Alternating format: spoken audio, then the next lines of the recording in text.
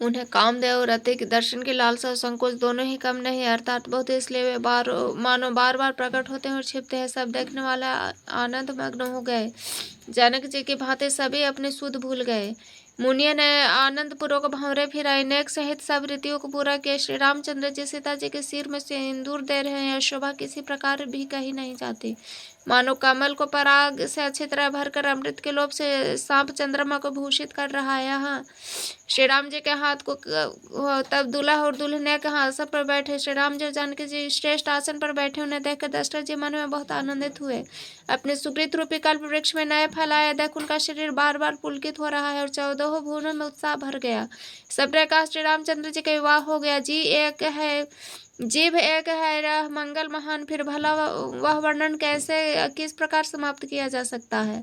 तब वशिष्ठ जी की आज्ञा पाकर जनक जी ने विवाह का सामान सजाकर मांडवी जी, शूद्रकृति जी और उर्मिला जी, इन तीनों राजकुमारियों को बुला लिया। कुशध्वज की बड़ी कन्या मांडवी जी को, जो गुणशील और सुख और शोभा के रूप ही थी, राजा जनक ने प्रेम पूर्वक सब रीतियों करके भरत जी को ब्याह दिया। जानकी जी की छोटी बहन उर्मिला जी, जो सब सुंदरियों में शिरोमणि जानकर उन कन्या को सब प्रकार से सम्मान करके लक्ष्मण जी को ब्याह दिया, जिनका नाम श्रुति कृति है और जो सुंदर नेत्रों वाले, सुंदर मुख वाले, सब गुणों की खान और रूप तथा शील में उजागर, उनको राजा ने शत्रुघ्न को ब्याह दिया। दुल्हन और दुल्हे ने परस्पर अपने अपने अनुरूप जोड़ी देखकर सकुचते हुए हृदय में हर्षित हो रही हैं। सब लोग प्रसन्न होकर उनकी सुंदरता की सराहना करते हैं। देवगण फूल बरसा रहे हैं। सब सुंदर दुल्हन सुंदर दुल्हों के साथ एक ही मंडप में ऐसे शोभा पा रहे हैं मानो जीव के हृदय में चारों अवस्थाएं, जागृत, स्वप्न, सुषुप्ति और तुरीय अपने चारों स्वामियों विश्व, तेजस, प्राज्ञ और ब्रह्म सहित विराजमान हो। सब पुत्रों को बहू सहित देखकर अवध नरेश दशरथ जी ऐसे आनंदित है मानो वे राजाओं के शिरोमणि क्रियाओं, यज्ञ क्रिया, श्रद्धा क्रिया, योग क्रिया और ज्ञान क्रिया सभी चारों फल पा गए हूँ। श्री रामचंद्र जी के विवाह की जैसी विधि वर्णन की गई उसी रीति से सब राजकुमार के विवाह गए। दहेज की अधिकता कुछ कही नहीं जाती। सारा मंडप सोने और मणियों से भर गया। बहुत से कंबल, वस्त्र और भांति भांति के विचित्र रेशमी कपड़े से थोड़ी कीमत के न अर्थात बहुमूल्य थे, तथा हाथी, रथ, घोड़े, दास दासियां, गहनों से सजी हुई कामधेनु, सरीखे, गायें, उन्होंने आदि अनेक वस्तुएं जिनकी गिनती कैसे की जाए उसका वर्णन नहीं किया जा सकता। जिन्होंने देखा वही जानते। उन्हें देखकर लोकपाल भी सिहा गए। अवधराज दशरथ जी ने सुख मानकर प्रसन्नचित्त से सब कुछ ग्रहण किया और उन्होंने वह दहेज का सामान याचकों को जो जिसे अच्छा लगा दे दिया। जो बच रहा जनवासे में चला गया। तब जनक जी हाथ जोड़कर सारी बारात का सम्मान करते हुए कोमल वाणी से बोले, आदर, दान, विनय और बड़ाई के द्वारा आपके बारात का सम्मान करके राजा जनक ने कहा, महान आनंद के साथ प्रेम पूर्वक मुनियों के समूह की पूजा वंदना की। सिर नमाकर देवताओं को मनाकर राजा हाथ जोड़कर सबसे कहने लगे कि देवता साधु तो भाव ही चाहते हैं। क्या एक अंजलि जल देने से कहीं समुद्र संतुष्ट हो सकता है। फिर जनक जी ने भाई सहित हाथ जोड़कर कौशलाधीश दशरथ जी से स्नेहशील और सुंदर प्रेम में सानकर मनोहर वचन बोले, है राजन, आपके साथ संबंध हो जाने से अब हम सब प्रकार से बड़े हो गए हैं। इस राजपाट सहित हम दोनों आप बिना दाम के ही लिए हुए सेवक ही समझिएगा। इन लड़कियों को टहनी मानकर नई दया करके पालन कीजिएगा। मैंने बड़ी ठिठाई कि आपको यहाँ बुला भेजा, अपराध क्षमा कीजिए। फिर सूर्यकुल के भूषण दशरथ जी ने समधि जनक को पूर्ण सम्मान का निधि कर दिया। उसके परस्पर विनय कही नहीं जाती। दोनों के हृदय प्रेम से परिपूर्ण है। देवतागण फूल बरसा रहे। राजा जनवास को चले।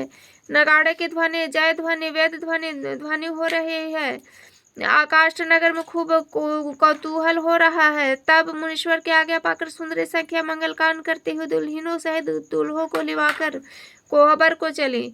सीता जी बार बार राम जी को देखती है और सकुचा जाती है, पर उनका मन नहीं सकुचता। प्रेम के प्यासे उनके नेत्र सुंदर मछलियों के छवि को हर रहे हैं। श्री रामचंद्र जी का सांवला शरीर स्वभाव से है सुंदर, उनकी शोभा करोड़ों कामदेव को ले जाने वाले हैं। महावर से युक्त चरण कमल बड़े सुहावने लगते हैं, जिन पर मुनियों के मन रूपे भौरे सदा छाए रहते हैं।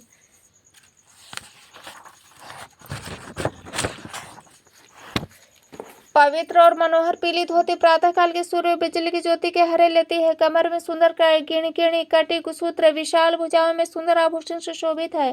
पीला जनेऊ महान शोभा दे रहा, हाथ की अंगूठी चित्त को चुरा लेती है। ब्याह के सब साज सजे हुए शोभा पा रहे हैं। चौड़ी छाती पर हृदय पर पहनने के लिए सुंदर आभूषण सुशोभित है। पीला दुपट्टा कांखा सोते जनेऊ की तरह सुशोभित है, जिनके दोनों छोरों पर मणि और मोती लगे हैं। कमल के समान सुंदर नेत्र, कानों में सुंदर कुंडल और मुख तो सारे सुंदरता का खजाना ही है। सुंदर भव्य मनोहर नासिका, ललाट पर तिलक तो सुंदरता का घर ही है, जिसमें मंगलमय मोती और मणि गुथे हुए ऐसा मनोहर मोर माथे पर सो रहा है। सुंदर मोर में बहुमूल्य मणियां गुथी हुई है। सभी अंग चित्त को चुराए लेते हैं। सब नगर किसी स्त्री और देव सुंदर या दुल्हे को देखकर तिनका तोड़ रही है और मणि वस्त्र तथा आभूषण निछावर करके आरती उतार रही है, मंगल गान कर रही है, देवता फूल बरसा रहे हैं, सूत माघ तथा भाट सुए सुना रहे हैं। सुहागिनी स्त्री सुख पाकर कुंवर और कुंवारियों को कोहबर में लाई और अत्यंत प्रेम से मंगल गीत गा कर लौकिक रीति करने लगी। पार्वती जी श्री रामचंद्र जी को कौर वर वधु का परस्पर ग्रास देना सिखाती हैं और सरस्वती जी सीता जी को सिखाती हैं कि हास विलास का आनंद में मग्न है। श्री राम जी सीता जी को देख कर सभी जन्म का परम फल प्राप्त कर रहे हैं। अपने हाथ की मणि में सुंदर रूप में के भंडार श्री रामचंद्र जी के परिचय दिख रहे हैं। यह देखकर जानकी श्री दर्शन के वियोग होने से भय से बहु रूपी लता को दृष्टि से हिलाती डुलाती नहीं। उस समय के हंसी ख्याल विनोद का आनंद और प्रेम कहा नहीं जा सकता, उसे सखिया ही जानते हैं। तदंतर बनकर वर कन्याओं को सब सुंदर सखिया जनवासी को लिवा चली। उस नगर में आकाश में जहाँ सुने वह आशीर्वाद की ध्वनि सुनाई दे रही है, महान आनंद छाया है।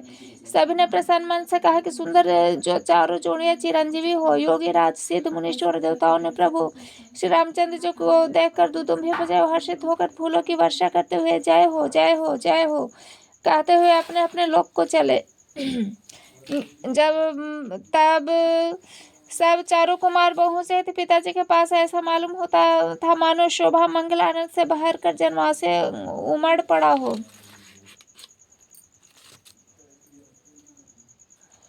फिर बहुत प्रकार के रसोई बने। जनक जी ने बारातियों को बुला भेजा। राजा दशरथ जी ने पुत्रों सहित गमन किया। अनुपम वस्त्रों के पावड़े पड़े जाते हैं।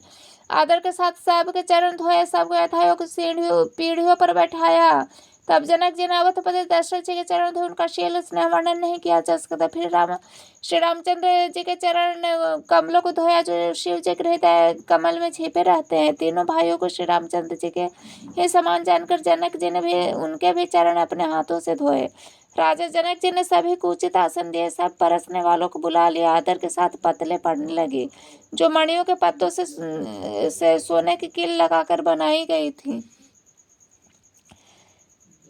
चतुर्विनीत रसोई सुंदर स्वादिष्ट पवित्र दाल भात, गाय का सुगंधित घी क्षण भर में सबके सामने परस गए। सब लोग पंचकौर करके अर्थात प्राणाय स्वाहा, अपनाय स्वाहा, वानाय स्वाहा, उदानाय स्वाहा और मानाय स्वाहा इस मंत्रों का उच्चारण करते हुए पहले 5 ग्रास लेकर भोजन करने लगे। गाली का गाना सुनकर वे अत्यंत प्रेम मग्न हो गए। अनेकों तरह के अमृत के समान पकवान परसे गए, जिनका बखान नहीं हो सकता। चतुर रसोइये नाना प्रकार के व्यंजन परसने लगे। उनका नाम कौन जानता है। 4 प्रकार के पेय अर्थात चबा कर, चूस कर, चाट कर, पी कर खाने योग्य भोजन की विधि कही गई हुए। उनमें से एक विधि के इतने पदार्थ बने जिनका वर्णन नहीं किया जा सकता। छह रस के बहुत तरह के सुंदर व्यंजन है, एक एक रस के अगणित प्रकार के बने हैं। भोजन करते समय पुरुष और स्त्रियों का नाम ले लेकर स्त्रियां मधुर ध्वनि से गाली दे रही हैं। समय की सुहावनी गाली शोभित हो रही है, इसे सुनकर समाज सहित राजा दशरथ जी हंस रहे हैं।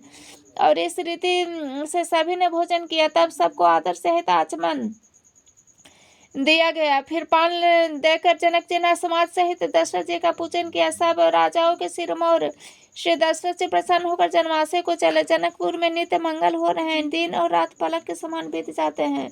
बड़े सवेरे राजाओं के मुकुटमणि दशरथ जी जागे, याचक उनके गुण समूह का गान करने लगे।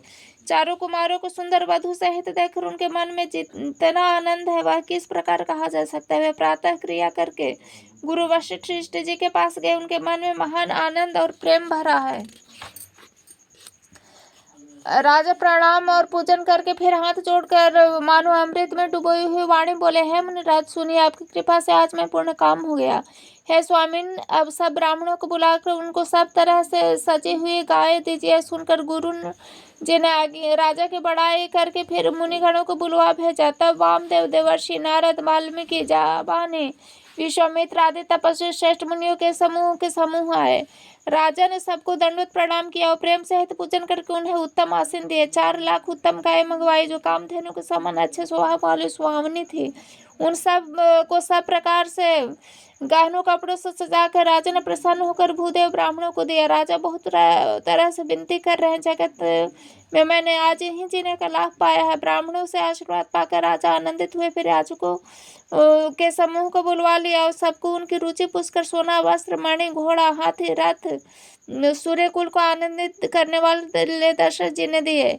वे सब गुणानुवाद करते हुए सूर्यकुल के स्वामी की जय हो, जय हो, जय हो कहते हुए चले। इस प्रकार श्री रामचंद्र जी का विवाह उत्सव हुआ, जिसे सहस्त्र मुख है, शेष भी उनका वर्णन नहीं कर सकते। बार बार विश्वामित्र जी के चरणों में सिर नवाकर राजा कहते हैं, हे मुनिराज, यह सब सुख आपके ही कृपा कटाक्ष से का प्रसाद है। राजा दशरथ जी जनक जी के स्नेहशील करने ऐश्वर्य की सब प्रकार से सराहना करते हैं। प्रतिदिन सवेरे उठकर अयोध्या नरेश विदा मांगते हैं, पर जनक जी उन्हें प्रेम से रख लेते हैं।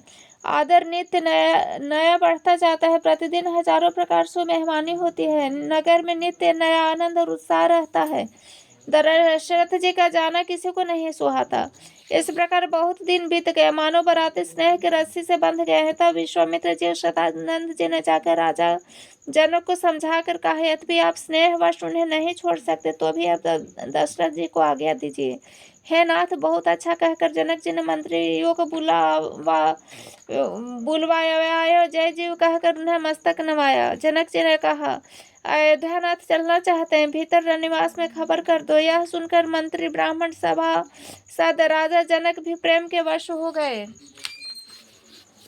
जनकपुर वासियों ने सुना कि बारात जाएगी, तब वे व्याकुल होकर एक दूसरे से पूछने लगे, जाना सत्य है? यह सुनकर सब ऐसे उदास हो गए मानो संध्या के समय कमल सूख जा गए हों। आते समय जहाँ जहाँ बाराती ठहरे थे वहाँ वहाँ बहुत प्रकार से सीधा रसोइया का सामान भेजा गया। अनेकों प्रकार के मेवे, पकवान, भोजन की सामग्री जो बखानी नहीं जा सकती, अग्नित बैलों कहारों पर भर भर कर भेजे गए। साथ ही जनक जी ने अनेक सुंदर शैयाएं भेजी। 1 लाख घोड़े, 25,000 रथ, सब नक से शिख तक के सजाए हुए, 10,000 सजे हुए मतवाले हाथी, जिसे देखकर दिशाओं के हाथी भी लजा जाते हैं। गाड़ियों में भर भर के सोना, वस्त्र और रत्न और भैंस, गाय तथा और भी नाना प्रकार की चीजें दी। इस प्रकार जनक जी ने फिर से अपरिमित दहेज दिया, जो कहा नहीं जा सकता, जिससे देखकर लोकपाल के लोक को भी संपदा भी थोड़ी जान पड़ती थी। इस प्रकार सब सामान सजाकर राजा जनक ने अयोध्यापुरी को भेज दिया। बारात चली। यह सुनते ही सब रानियां ऐसे विकल हो गई मानो थोड़े जाल में मछलियां छटपटा रही हों। वे बार बार सीता जी को गोद कर लेती और आशीर्वाद देकर सिखावन देती, तुम सदा अपने पति के प्यारी हो, तुम्हारी सुहाग अचल हो, हमारी यही आशीष है। सास ससुर गुरु की सेवा करना, पति का रुख देकर उनकी आज्ञा पालन करना, सयानी सखियां अत्यंत स्नेह के वश होकर कोमल वाणी से स्त्रियों के धर्म सिखलाती हैं। आदर के साथ सब पुत्रियों को स्त्री धर्म समझाकर रानियां बार बार उन्हें हृदय से लगाया। माताएं फिर भेड़ती हैं, कहती हैं कि ब्रह्मा ने स्त्री जाति को क्यों रचा। उसी समय सूर्यवंश के पताका स्वरूप श्री रामचंद्र जी भाइयों से प्रसन्न होकर विदा कराने के लिए जनक जी के महल को चले। स्वभाव से सुंदर भाइयों को देखने के लिए नगर के स्त्री पुरुष दौड़े। कोई कहता है आज जाना चाहते हैं। विदेह ने विदाई का सब सामान तैयार कर लिया। राजा के चारों पुत्र इन प्यारे मेहमानों के रूप को नेत्र भर कर देख लो। है सयानी, कौन जाने किस पुण्य से विधाता ने निहलाकर हमारे नेत्रों का अतिथि किया है।